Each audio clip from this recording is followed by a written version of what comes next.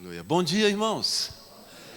Eu desejo que a graça abundante do Senhor Jesus e a sua paz sejam comigo e com você nesta manhã tão preciosa.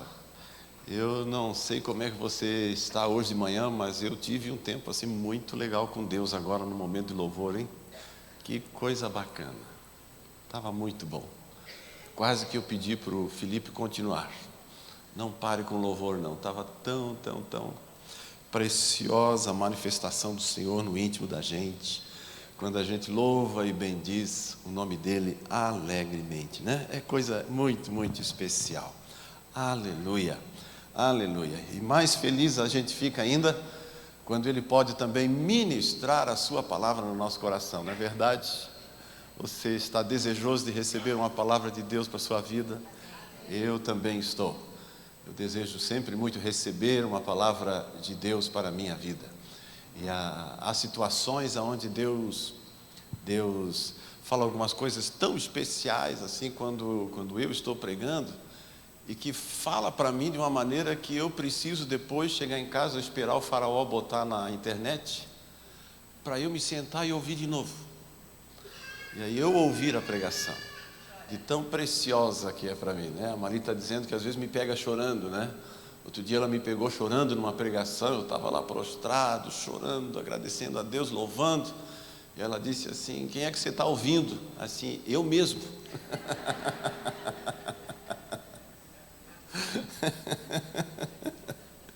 Glória a Deus. As coisas preciosas do Senhor não têm preço, não é verdade? E Ele usa quem Ele quer usar, e no tempo que o coração está aberto para ouvir e para receber. Eu quero estar aberto para ouvir a palavra de Deus hoje de manhã, e espero você aberto para ouvir também no nome de Jesus. Amém? Convido você para abrir a sua Bíblia novamente em 1 Coríntios capítulo 2. Afinal, nós começamos sobre isso algumas semanas atrás, né? Duas semanas, né? Há 2 semanas atrás eu comecei a falar sobre os 3 tipos de pessoas que a Bíblia menciona. Na verdade, recorda-se disso? Os 3 tipos de pessoas, e eu quero continuar falando sobre isso mais algumas semanas que me for dada a oportunidade pelo Senhor de estar ministrando aqui. 1 Coríntios capítulo 2, vamos ler o 14 em diante. Eu havia lido do 6 em diante da outra vez, mas vou ler agora só do 14 em diante. Diz assim: ora, o homem natural não aceita as coisas do Espírito de Deus, porque lhes são loucura, e não pode entendê-las, porque elas se discernem espiritualmente. Porém, o homem espiritual julga todas as coisas, mas ele mesmo não é julgado por ninguém. Pois quem conheceu a mente do Senhor que o possa instruir? Nós, porém, temos a mente de Cristo. Eu, porém, irmãos, não vos pude falar como a espirituais, e sim como a carnais, como crianças em Cristo. Leite vos dei de beber, não vos dei alimento sólido, porque ainda não podíeis suportá-lo, nem ainda agora podeis, porque ainda sois carnais, porquanto havendo entre vós ciúmes e contendas, não é assim que sois carnais e andais segundo o homem? Até aqui a palavra do Senhor. Os irmãos me permitem fazer uma rápida recapitulação e a partir dela ir acrescentando o que tenho em meu íntimo para ministrar e partilhar com os irmãos. Lembre-se, estas pregações que a gente está fazendo, elas têm tudo a ver com um tema que Deus colocou no meu coração já no ano passado, você se lembra? Eu tenho ministrado aqui na igreja já desde o ano passado, focalizando, tentando entender junto com vocês esse processo pelo qual Deus nos criou, a forma como a gente foi criado e como é que Deus lida com esse jeito com que Ele nos criou e como é que nós mesmos lidamos com esse jeito, né? Eu comecei lá falando que nós fomos criados à semelhança do Senhor, Conforme ele mesmo diz, fomos criados à sua imagem e semelhança.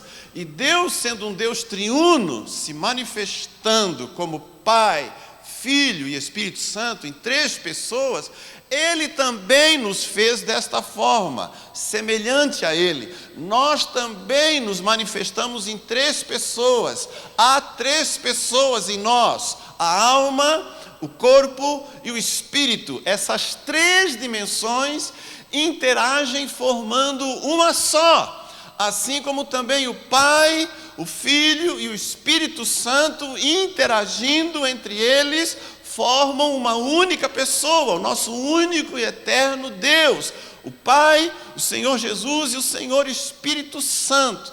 E o jeito como eles se relacionam em harmonia foi a mesma maneira que Deus usou para criar a gente, numa estrutura diferente, mas o propósito com o qual Ele vive na Trindade, a perfeição com que Ele vive na Trindade, as interações que Ele faz na Trindade, Ele planejou que isso acontecesse na vida do ser humano, que o homem como criado, a pessoa como criada, pudesse viver em harmonia nessas 3 dimensões: a sua mente, sua alma, seu corpo e seu espírito, interagindo de maneira harmoniosa e perfeita, nós pudéssemos então viver a plenitude de Deus como ser humano.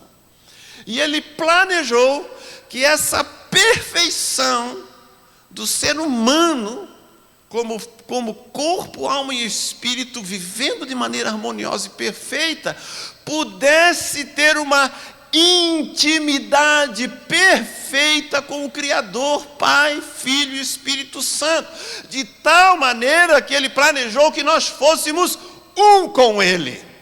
Aleluia! Hoje, infelizmente, ainda, o apóstolo Paulo ensina na sua carta que nós somos um espírito com o Senhor, mas quando nós falarmos do homem espiritual, nós vamos entrar nisso. A Bíblia não diz que nós somos um corpo com o Senhor e uma alma com o Senhor. A Bíblia não diz isso. A Bíblia diz apenas que nós somos um espírito com o Senhor. Por quê? Porque o pecado produziu na nossa vida uma destruição desse propósito de Deus. Lembra que eu falei numa pregação que esse propósito de Deus ficou em stand-by, lá em Gênesis 2, porque Gênesis 13 estragou o projeto. O projeto original de Deus está em stand-by, está parado. Deus não está realizando o eterno propósito dele em nós ainda. O apóstolo Paulo ensina claramente, dizendo que aquilo que nós vamos ser ainda não se manifestou. Então está em stand-by. Deus deu pausa. E só vai retomar lá no final do livro de Apocalipse. Quando todas as coisas estiverem terminadas, os céus e terras tiverem sido destruídos pelo fogo, e Ele tiver feito o julgamento das nações, e o nosso julgamento como seus filhos, e Ele inaugurar o novo céu e nova terra, aí Ele retoma. Tudo que Ele falou lá em Gênesis 1 e Gênesis 2, Ele retoma. E vai olhar bem nos nossos olhos e dizer: agora vai. Aleluia, aleluia. Então a Bíblia diz assim, o próprio Paulo diz assim: nem olhos viram, nem ouvidos ouviram, nem entrou no entendimento de ninguém o que está preparado para esse tempo. Aleluia. Não entrou nem no meu coração, nem no teu, nem no entendimento de ninguém, ele diz, o que Deus tem preparado para esse dia. Diz a Bíblia, o próprio apóstolo Paulo relata, na sua 2ª carta aos Coríntios, ele relata que teve uma visão. Ele nem sabe dizer direito se foi no corpo ou fora do corpo, ele diz, mas ele teve uma experiência espiritual que o levou a ver um pouco dessas coisas que Deus tem preparado para a gente. Ele viu. E teve coisas que ele viu que ele disse assim: é impossível falar em nossa linguagem para poder entender o que está preparado para a gente. São coisas tão extraordinárias, que quando o nosso espírito se abre para ver essas coisas pela fé, são tão extraordinárias, que toda a nossa vida aqui, irmãos, esses 50, 60, 70, 80 anos, tornam-se como uma fumaça que passa sem graça nenhuma. O apóstolo Paulo, ele mesmo disse, quando ele viu isso, como num relance, como num relampejo, que ele percebeu pelo Espírito Santo essas realidades, ele diz aos filipenses, o meu desejo foi partir e estar com Cristo, o que é infinitamente melhor.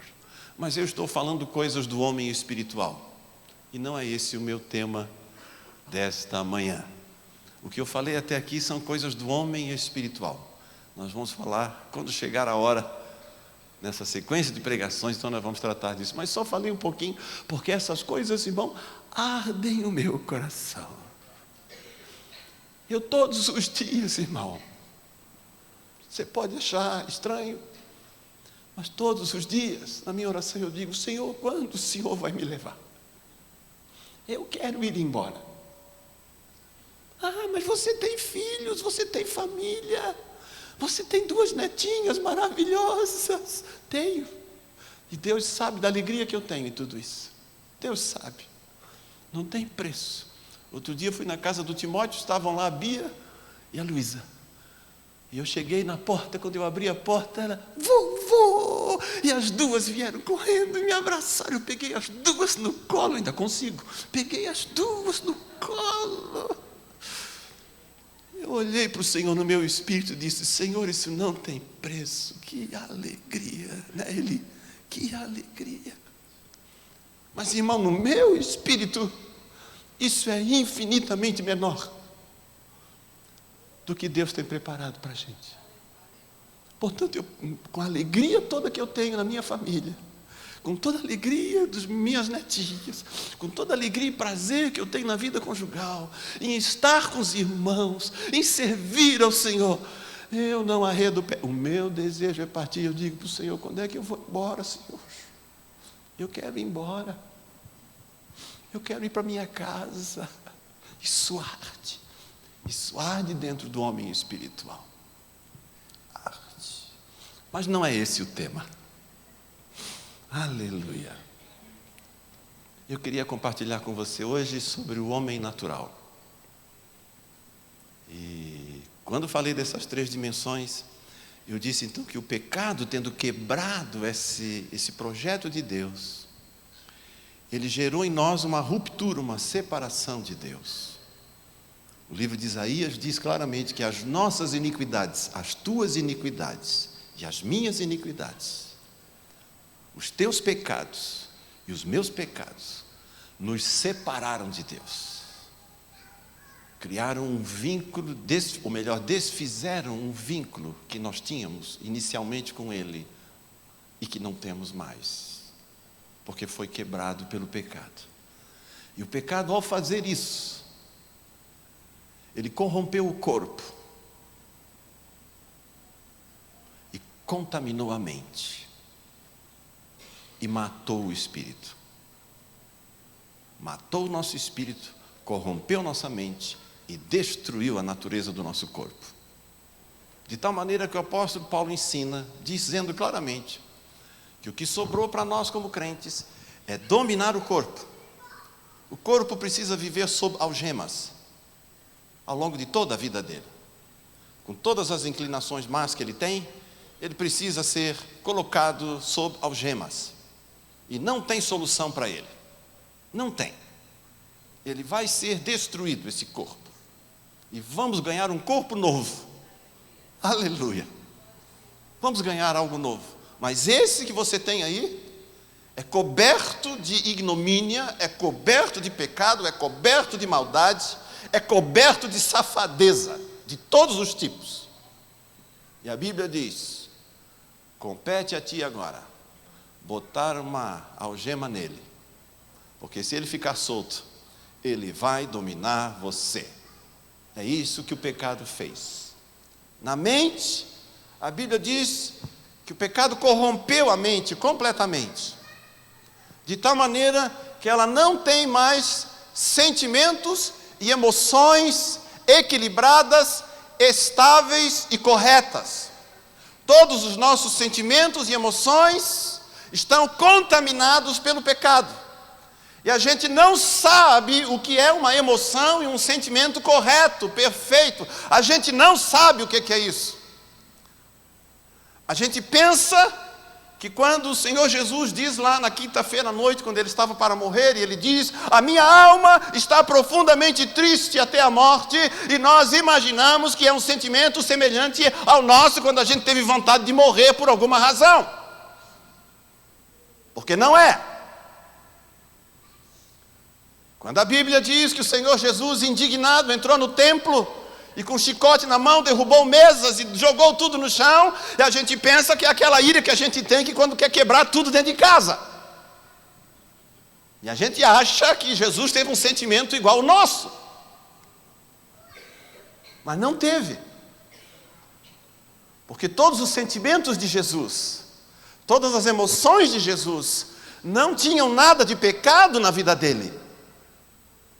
Portanto, as emoções dele, os sentimentos dele, não são iguais aos nossos. Não são. Porque o que eu chamo de amor, o que eu chamo de sentimento, o que eu chamo de compaixão, ou o que eu chamo de raiva, ou o que eu chamo de ira, ou qualquer outra emoção que eu achar que deva ter, melancolia, medo, seja lá o que for, não é semelhante àquilo que o Senhor Jesus viveu como homem perfeito, porque todas essas nossas emoções e sentimentos, todas, irmão, entenda isso, por favor, todas são marcadas pelo nosso pecado. Paulo dizendo isso em Romanos 1, ele diz: não há justo nem sequer um, não há um. Por que eu digo isso, irmão? O pastor quer avacalhar com a gente. O pastor quer roubar a nossa autoestima. Não, irmão, eu quero que a gente entenda Jesus. Porque se a gente não entender quem nós somos, a gente nunca vai entender a obra de Jesus. Se eu não entender o sujeito miserável que eu sou, se eu não entender o sujeito desgraçado que eu sou, se eu não entender a miséria do pecado na minha vida, eu nunca vou querer Jesus. Porque eu sempre vou me achar alguma coisa. Vou sempre querer me justificar de alguma maneira. Vou sempre querer achar uma solução para a minha própria vida. Jesus é tudo que a gente tem. E se não tiver Jesus, você e eu estamos perdidos. Se não tivermos Jesus em nós, para nós, como nossa esperança, vamos para casa, irmãos. Diz o apóstolo Paulo em 1 Coríntios 15, ele disse: se não é Jesus, vamos para casa. Vamos comer e beber e aproveitar essa vida fútil, curta e miserável que a gente vive. Vamos aproveitá-la. Porque é muito curto todo esse negócio.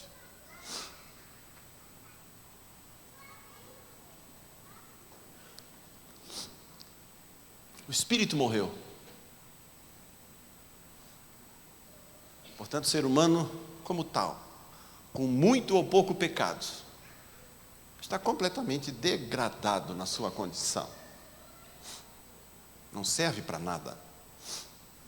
Reservado para o fogo, diz a Bíblia. O ser humano sem Deus está reservado para o fogo, reservado para a condenação eterna. É isso que está escrito lá. Eu e você, sem Deus, estamos aguardando o dia do fogo, o dia da eternidade, para sempre ausentes do Senhor. Esses três, corpo, alma e espírito, juntos desse jeito, não podem agradar a Deus. A Bíblia diz que quando o espírito está morto, junto com a alma e com o corpo, quando essas três dimensões estão completamente alienadas de Deus, essa alienação é chamada de homem natural. Homem natural. A palavra natural significa psikos em grego. Psikos, onde vem a psique, mente. A Bíblia diz, irmãos, que o homem natural, a pessoa natural, é aquela que se guia, escute bem o que a Bíblia diz, é aquela que se guia, se orienta, toma decisões, vive, se governa, única e exclusivamente baseado na sua mente carnal. O que é o homem natural? Quem é a pessoa natural que não conhece a Deus? É a pessoa que manifesta na sua vida um jeito de viver completamente conectado com a sua própria mente. O apóstolo Paulo, falando sobre isso aos Efésios, no capítulo 4,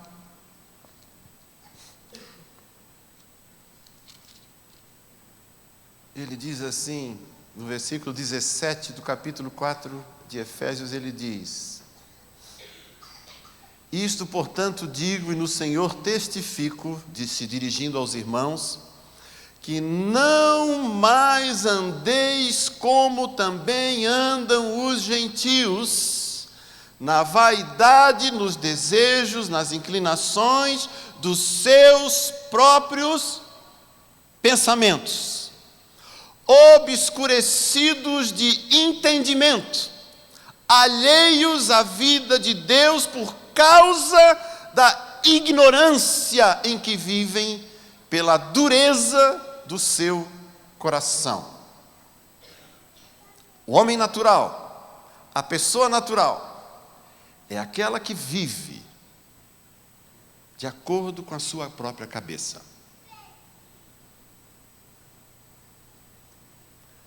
Eu decido a minha vida de acordo comigo mesmo. Eu decido o que fazer de acordo comigo mesmo. O meu casamento vai ser como eu quero. Eu vou educar os meus filhos do jeito que eu quero. Eu vou decidir com respeito ao meu dinheiro do jeito que eu quero. Eu vou me relacionar com os meus vizinhos do jeito que eu quero.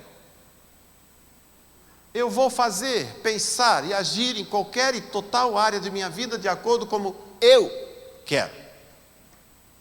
Então, o homem natural, o homem sem Deus, a pessoa sem Deus, é aquela cujo o seu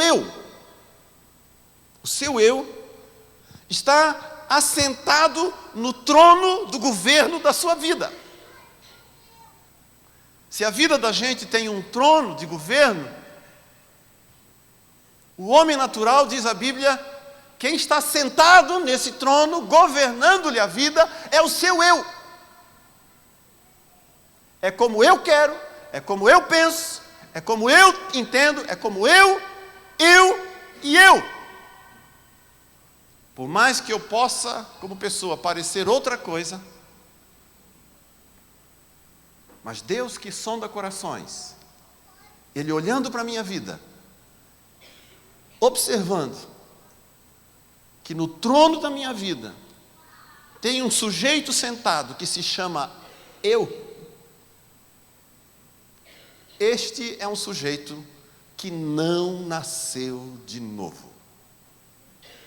Ele pode ter aderido à fé cristã, ele pode ter se sentido atraído acha a fé cristã uma coisa simpática, ele pode achar um negócio agradável, ele acha bacana, ele gosta da pregação do pastor, ele gosta do convívio na célula, ele até acha bacana receber conselhos no discipulado.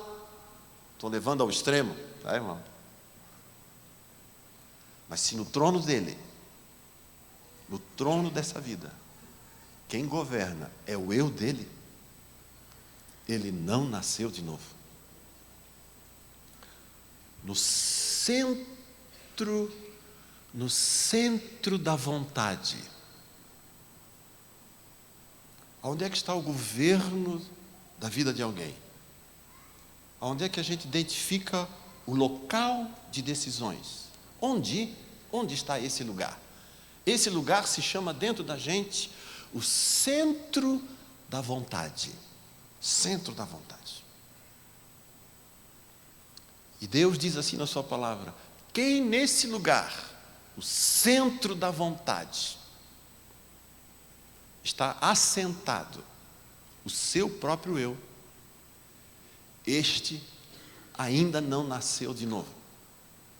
Este ainda está perdido nos seus próprios pecados. Este ainda está reservado para o fogo eterno, porque não nasceu de novo.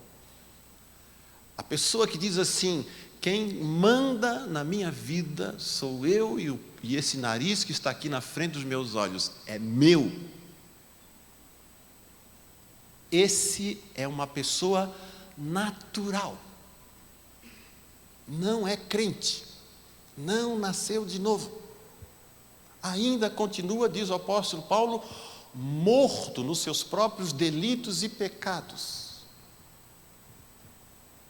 Porque e eu quero repetir, há dentro de nós um lugar chamado centro de vontade, o que move a vida de uma pessoa e a vida de Deus, porque fomos criados de forma semelhante, é a vontade. O que governa a gente é a nossa vontade. Quem dá todas as direções e dicas, todas as formas de pensar, todos os julgamentos que a gente faz, todo tipo de ensino ou de compreensão de vida que eu tenho e que me faz viver dessa ou daquela maneira, estão centrados nessa forma de governo que se chama vontade. E eu vou repetir. Se no centro da vontade está assentado o meu eu, então eu ainda não nasci de novo. Ainda não. Pastor, quais são as características de alguém que não nasceu de novo? Se a gente pudesse traduzir em características, como é que nós poderíamos defini-la? Bem, o apóstolo Paulo e a Escritura, ao longo de toda a Bíblia, fazem essa definição. Então a gente teria um material assim, biblicamente falando, um material amplo, muito extenso, para falar sobre o comportamento do ser humano de forma natural, governado pela sua psique, governado pela sua vontade. Mas gostaria de me ater a alguns que são mais diretivos, mais evidentes, mais fáceis de lidar. Eu gostaria de começar com você, assim, bem rapidamente, por Romanos capítulo 1.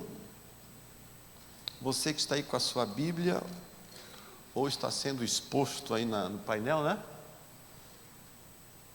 Outro dia eu estava vendo uma pregação aqui e vi um versículo lá atrás. Aí eu descobri que estavam pondo os versículos lá atrás, eu não sabia ainda. Às vezes eu lia um texto bíblico e vi os irmãos olhando para trás e pensei, por que não estão olhando para mim, estão olhando para o fundo da igreja? Mas não tive coragem de olhar para trás, né? Agora eu sei que tem versículo lá atrás. Isso é bom. Romanos capítulo 1.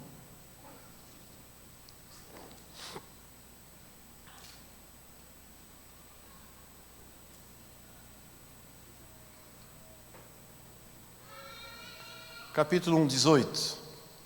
Vou ler apenas alguns versículos.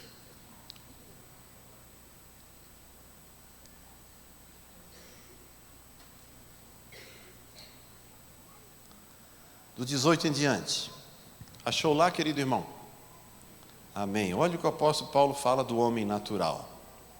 Ele diz assim: a ira de Deus se revela do céu contra toda impiedade e perversão dos homens, que detêm a verdade por meio da injustiça.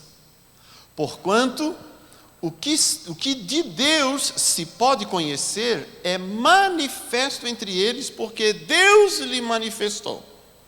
Porque os atributos invisíveis de Deus, assim o seu eterno poder, como também a sua própria divindade, claramente se reconhecem desde o princípio do mundo, sendo percebidos por meio das coisas que foram criadas.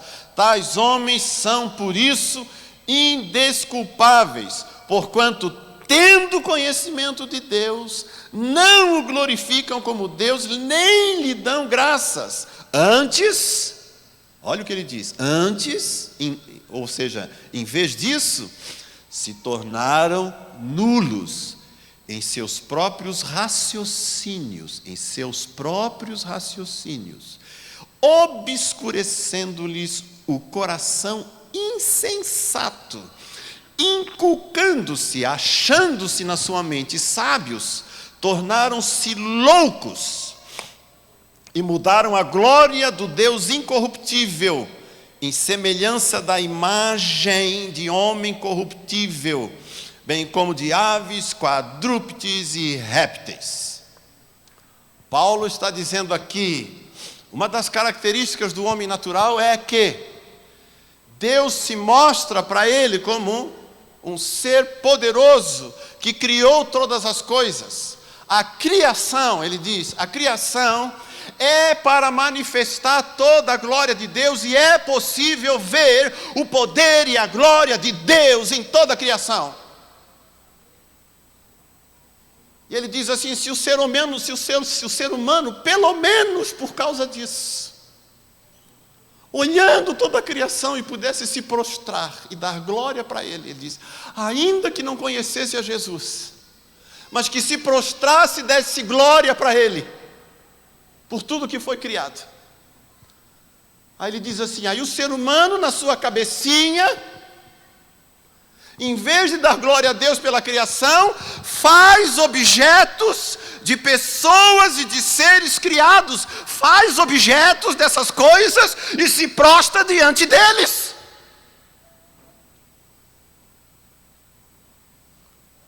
Como fez o povo de Israel no deserto, que depois de ter atravessado o mar, depois de ter visto o milagre maravilhoso de Deus, atravessaram por alguns quilômetros em terra seca, com paredões de 3, 4, 5, 10, 20 metros de profundidade de água dos dois lados. Eles atravessaram uma noite inteira, mais de 2 milhões de pessoas atravessaram aquilo tudo, viram aquilo tudo maravilhoso, e quando chegaram do outro lado, vibrando, alegres, felizes, o Moisés sobe no monte para receber a palavra de Deus e a direção para a vida deles. Deus disse agora a Moisés, sobe aqui, porque eu vou dar direção para ti, para tu cuidares desse povo, para eles não viverem mais na sua mente, para não viverem mais nas inclinações do seu corpo. Eu vou dar direções agora para eles, sobe aqui. Moisés subiu durante 40 dias, quando ele desceu, estava o povo todo fazendo festa para o seu corpo. Diz que caíram na libertinagem, virou um bacanal, uma suruba sem fim. E fizeram 2 bezerros, com o ouro e com a prata que eles tinham. Fizeram 2 bezerros e esses são os deuses que te tiraram do Egito. Se prostrando diante de imagens, dizendo: esses são os teus deuses. Esse é o homem natural. Vive assim. 2:24. Por isso Deus entregou tais homens à imundícia pelas concupiscências do seu próprio coração, para desonrarem o seu corpo entre si. Porque mudaram a verdade de Deus em mentira, adorando e servindo a criatura no lugar do Criador.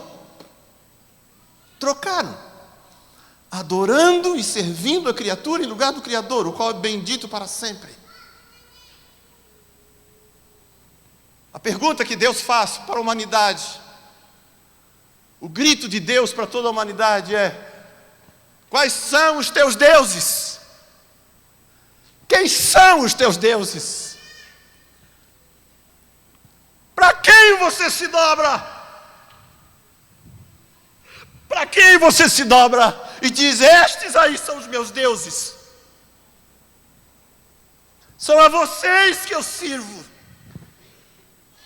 Quais são os bezerros da humanidade? Quando falarmos do homem carnal, nós vamos perguntar quais são os seus bezerros. Porque o homem carnal já é crente.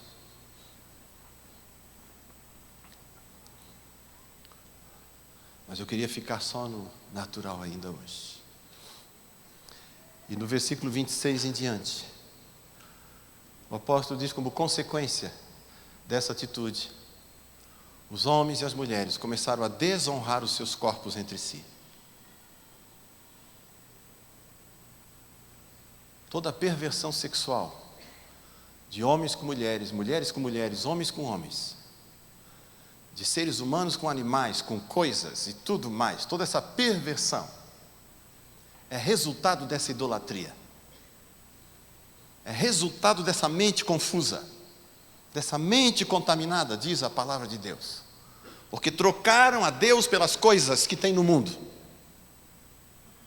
Preferiram as coisas que tem no mundo em lugar do Deus eterno, que é bendito para sempre. E quando se faz a troca, se perverte.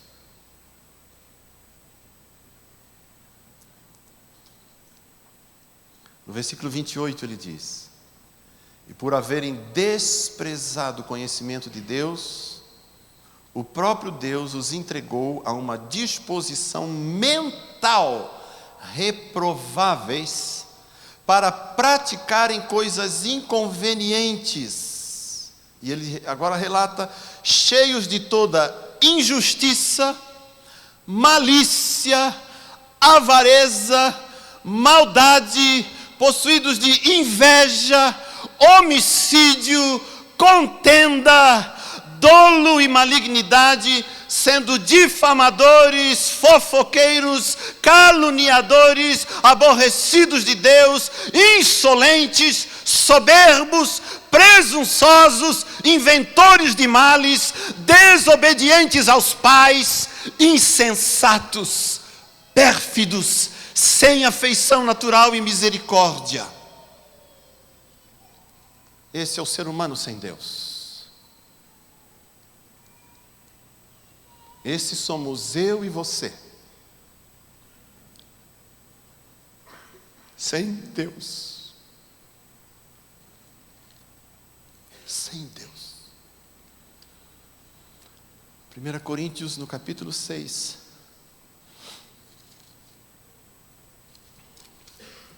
Aleluia. Quebranta o nosso coração, Senhor. Quebranta. 1 Coríntios 6.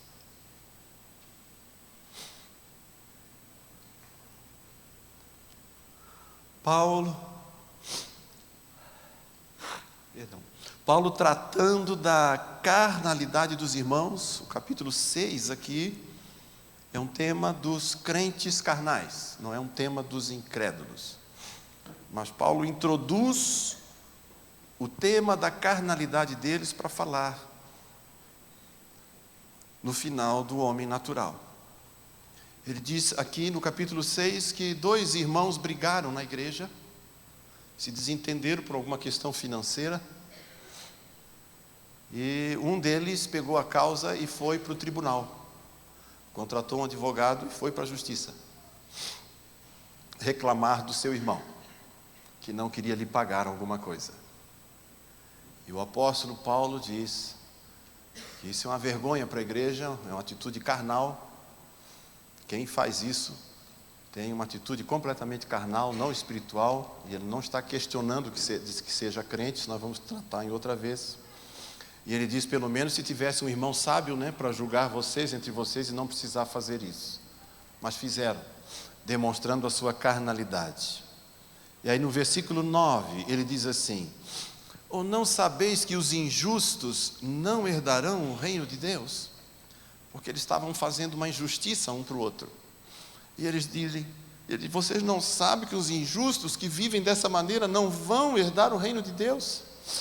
Não vos enganeis, ele diz, não vos enganeis, nem impuros, nem idólatras, nem adúlteros, nem efeminados, nem sodomitas, nem ladrões, nem avarentos, nem bêbados, nem maldizentes, nem roubadores herdarão o reino de Deus. Tais fostes vós, alguns de vós, mas vos lavastes, mas fostes santificados, fostes justificados, se referindo aos irmãos. Mas aqui de novo ele relata que pessoas que vivem desta maneira, ele está dizendo para os irmãos assim: vocês já são crentes, mas ainda se comportam como se não fossem. Vocês ainda têm atitudes na vida de vocês que demonstram ainda a carnalidade, porque é na carnalidade, que nós vamos ver na próxima pregação, é a manifestação do eu, quando eu já sou crente. E ele termina dizendo: vocês não podem se entregar a isso. Porque se vocês se entregam a isso, vocês colocam de volta o eu no trono da vontade. E aí diz o apóstolo Pedro que quando a gente bota de volta o eu no trono da vontade, há um fogo ardente, consumidor, esperando para queimar a gente. Diz o apóstolo Pedro na sua primeira carta, quando a gente faz isso. Então, ele diz que esse tipo de comportamento é o comportamento do homem natural. E aqui, para quem não sabe, sodomita, há alguma controvérsia nesse sentido, mas no meu coração não tem, alguns teólogos, estudiosos têm controvérsia disso, na minha posição não tem. Aqui eu entendo para mim claramente que quando ele fala de adúltero, são pessoas que têm relações sexuais ilícitas, que vivem assim, o homem natural vive naturalmente de relações sexuais ilícitas, sem problema. Também o efeminado, quer dizer, o que tem comportamento homossexual masculino ou feminino, e o sodomita. O sodomita é aquele que quer ter relações sexuais anais, seja com homens ou seja com mulheres. Por isso que nós também, na Fonte de Vida, nós consideramos como pecado de prática de gente que não conhece a Deus ter sexo anal com a sua esposa.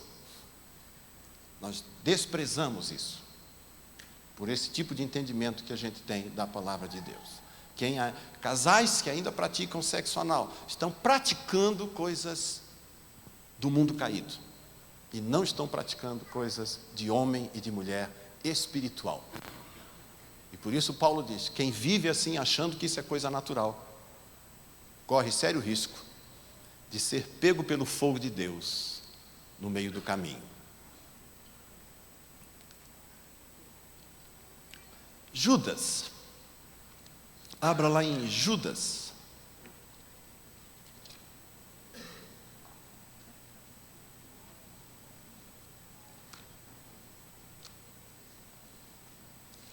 livrinho pouco comum, né, irmãos? A gente lê pouco, ele só tem um capítulo. É um livrinho que a gente lê em 5 minutos. Quem quiser ler um capítulo da Bíblia por dia, pode ler Judas todo dia, né?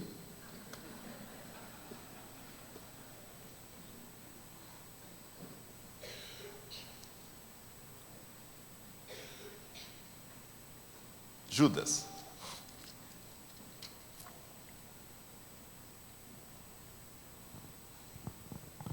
Judas, versículo 5.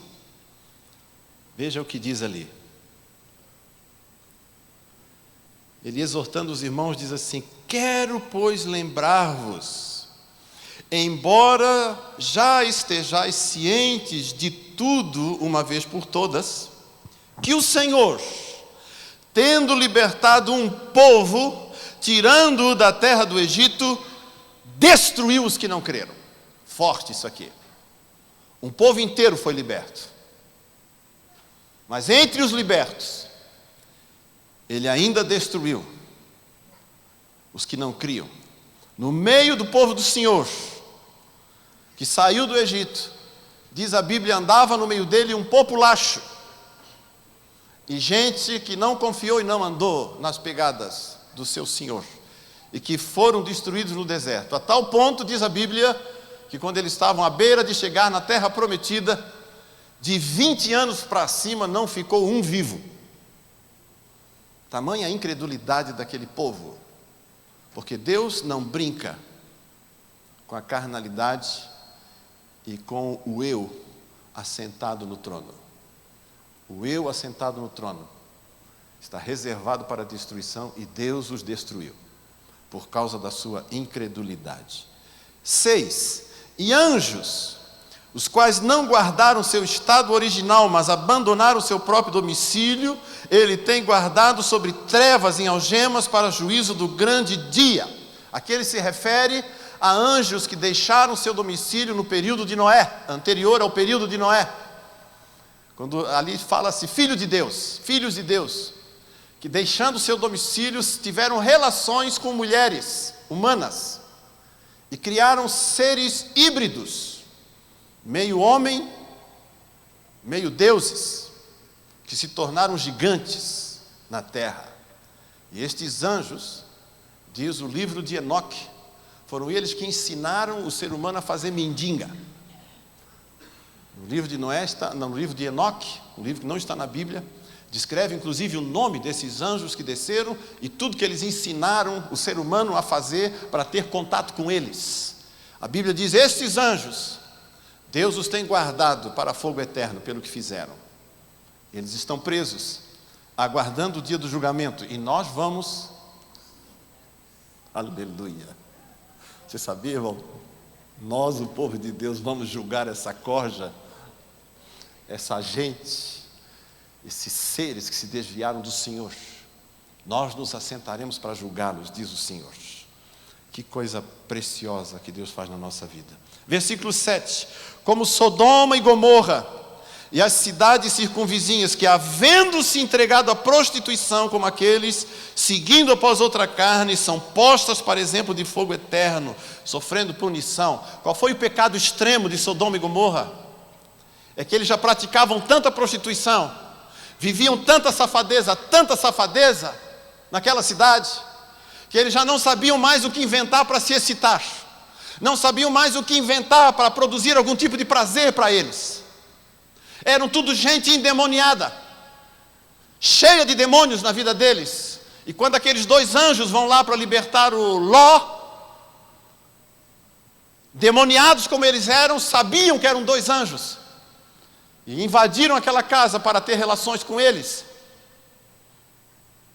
E o Ló, ainda desesperado, quis entregar as 2 filhas. Não, façam isso com as minhas filhas, não façam com esses homens. Não queremos as tuas filhas, nós queremos os 2 lá.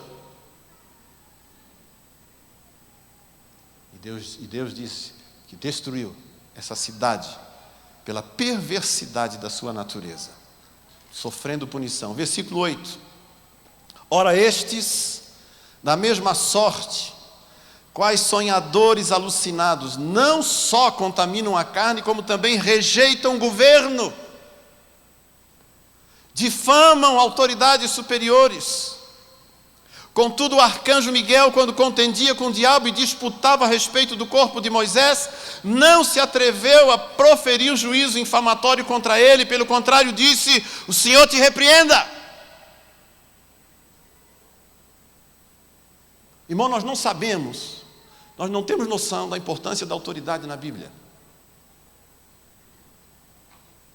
Deus já destruiu muita gente por se levantar contra a autoridade, e até mesmo a do diabo.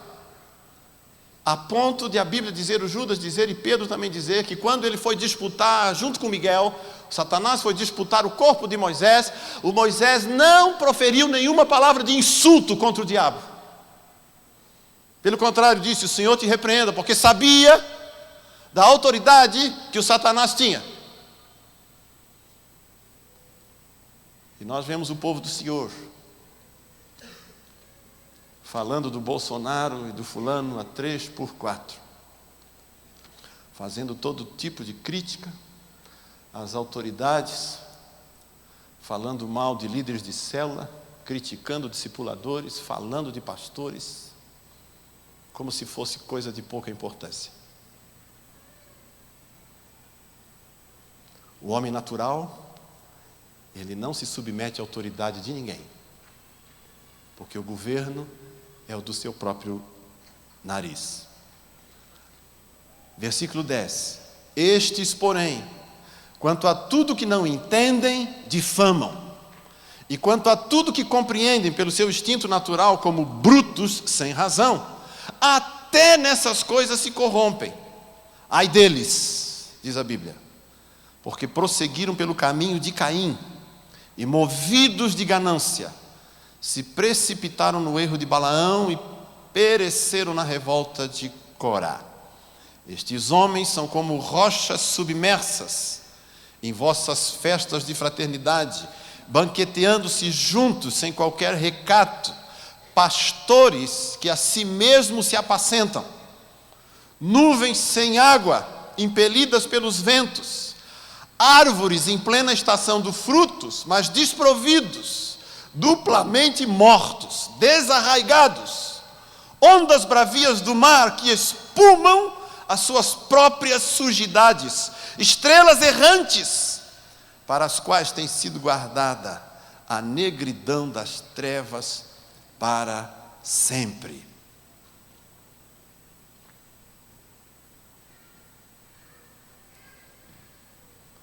O homem natural não presta. Não tem valor algum. É inútil. É podre. Guardado para perdição. Não há nada que sirva para Deus em nós, como pessoas naturais. Nada. Se você tinha algum resquício de esperança de que alguma coisa em você valia alguma coisa, eu espero ter tirado isso de você hoje de manhã. Eu espero ter tirado isso. Porque a gente só entende Jesus se compreender isso. Jesus só faz sentido se a gente compreender isso. Não faz nenhum sentido salvação se eu não compreender isso. Que eu sou uma bosta inútil, que não sirvo para nada.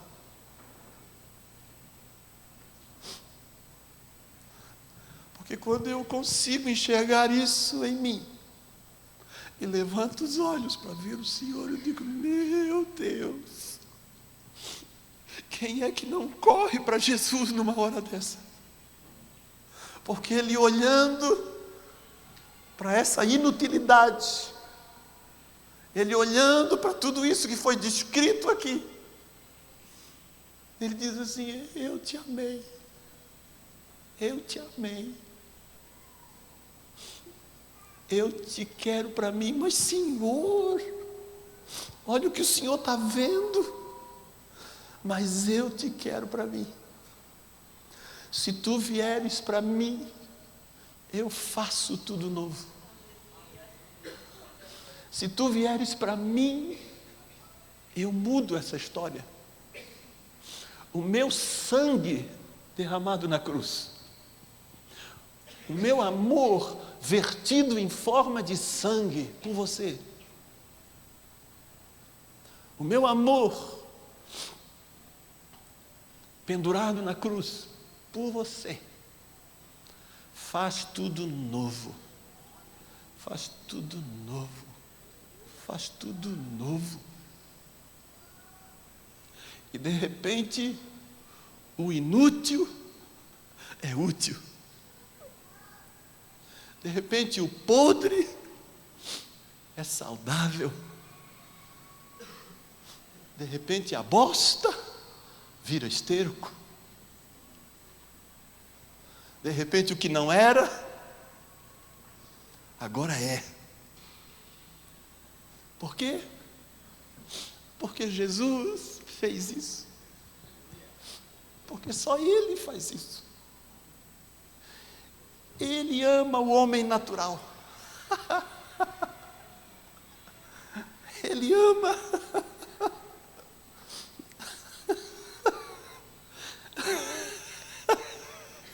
Perdão, irmão. Isso é muito bonito.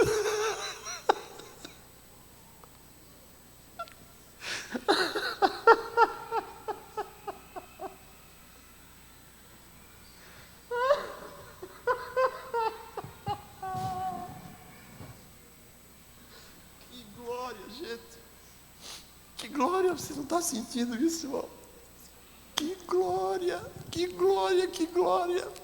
Putz, meu Deus.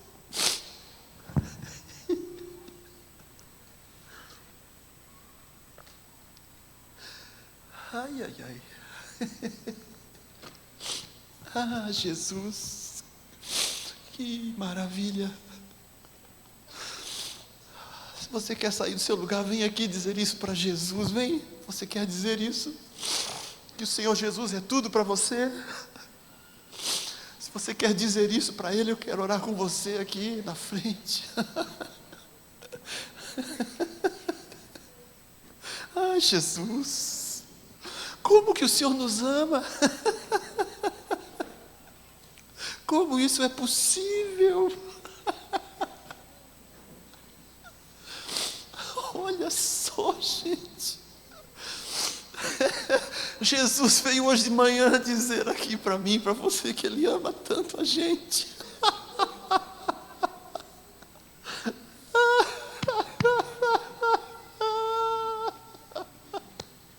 Isso é lindo demais. Isso é lindo demais, demais. Oh, Jesus, o Senhor veio aqui dizer isso para nós. Ai, ai. Ah, e o sangue dele perdoa pecados. O sangue dele lava, purifica. Ele tira a gente do lixo. Ele tira a gente do lixo e faz assentar-se como príncipe ao lado dele.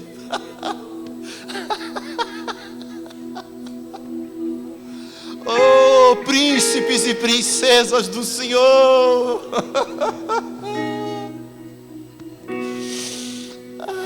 Aleluia! Aleluia! Oh, Espírito Santo, passa por nós aqui hoje de manhã. Passa aqui, Espírito Santo, passa aqui. Toca em nós, toca, Espírito Santo. Oh, que revelação maravilhosa do Teu amor esta manhã no meu coração. Oh, que coisa maravilhosa, Senhor. Nós queremos ir embora. Nós queremos ir para a tua casa, Senhor. Ai, ai, ai. Oh, que maravilha. Louve o Senhor Jesus. Engrandeça o que Ele fez por você. Se você está entendendo hoje de manhã de onde Ele tirou você, engrandeça Ele com as suas palavras. Engrandeça Ele do fundo do seu espírito. Arranque do fundo do seu espírito um louvor ao Deus da sua salvação. Aleluia, aleluia. Oh, bendito é o teu nome, Senhor. Nós te glorificamos e te exaltamos aqui esta manhã. Oh, que grande salvação. Que grande salvação. Que grande salvação. Que salvação maravilhosa a tua, Senhor. O Senhor nos libertou do império das trevas e nos transportou para o reino do Filho do seu amor. Aleluia. Oh, que maravilha, Senhor, que maravilha. Oh, Jesus, que maravilha.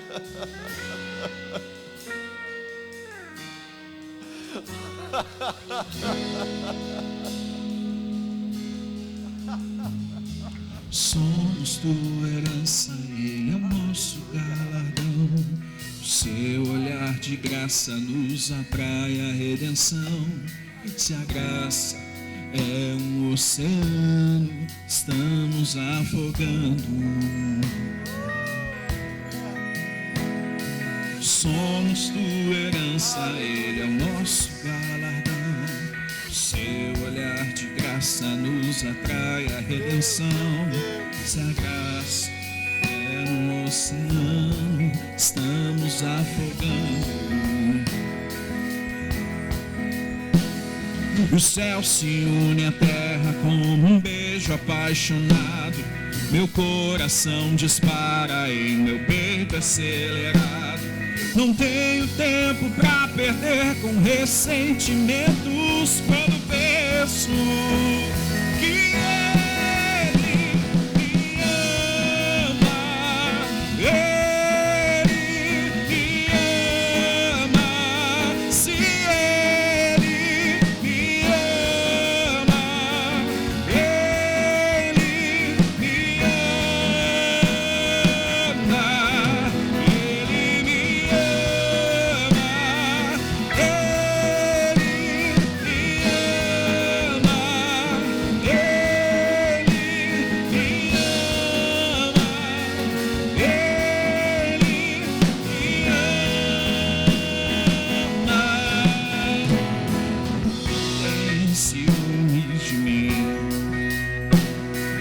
O seu amor é como um furacão, e eu me rendo ao vento de sua misericórdia. Então, de repente, não vejo mais minhas aflições, eu só vejo a glória e percebo quão maravilhoso Ele é. E o tanto que Ele me quer. Oh, Ele me amou. Oh, Ele me ama. Ele me amou. Oh, Ele me amou.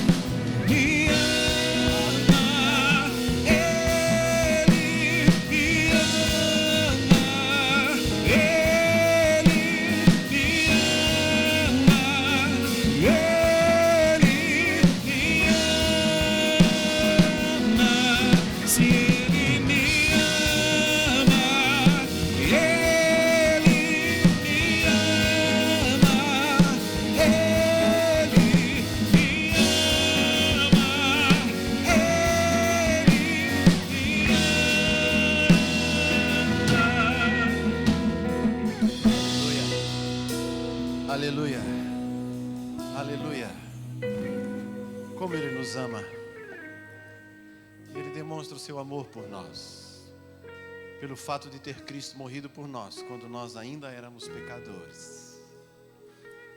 E Ele continua nos tocando e nos abençoando ainda nos dias de hoje, e no dia de hoje, nesta manhã. E eu quero pedir aqui que os pastores, as pastoras, os líderes de célula que estão aqui, os líderes de rede, de setor, todos que estão aqui, por favor, vão andando pelo meio dos irmãos e orando pelos irmãos e perguntando pelas necessidades que eles têm. Se tiveram necessidade de saúde, de enfermidade, alguma necessidade, porque o Jesus que nos salvou, Ele também quer curar e quer restaurar as nossas vidas. A obra maior que Ele fez foi na cruz. E Ele continua nos amando, nos servindo. E nós estamos encerrando o culto com esse tempo de oração. Você pode ficar aqui até receber oração. E Deus abençoe a sua vida no nome de Jesus. O Deus que abençoa a tua entrada, abençoa a tua saída. O Deus que te salvou e te tirou do reino das trevas e assentou você no reino do Filho do seu amor. Ele te abençoa. E vá para casa hoje alegre e feliz, porque você tem um Deus que lhe chamou. Você tem um Deus que atraiu você para Ele. Você tem um Deus que resgatou a sua vida por completo e trouxe para você tão grande e poderosa salvação em nome de Jesus. Aleluia, aleluia, aleluia. Senhor, nós oramos esse final desse culto agradecidos, porque um dia nós fomos pessoas naturais. Um dia o nosso ego estava sentado no governo da nossa vontade. Mas o Senhor fez essa obra de salvação, de libertação, de todo o nosso egoísmo e de toda a nossa maldade. Eu quero te agradecer muito por esse privilégio hoje de manhã. Leva o teu povo, Senhor. Leva o teu povo alegre. E leva o teu povo com essa mensagem para os outros. De um Deus que cura, que salva. De um Deus que tira do lixo. De um Deus que restaura e faz novas todas as coisas. Um Deus que nos liberta de todos os nossos pecados. E um Deus que assenta o seu Filho Jesus no trono da vontade. Senhor Jesus, nós confessamos e declaramos aqui esta manhã que nós, como teus filhos, queremos viver e ter a Ti, somente a Ti, como aquele que está sentado no trono da nossa vontade. Ensina-nos a Tua palavra, para que vivamos dela abundantemente, Pai, em nome de Jesus.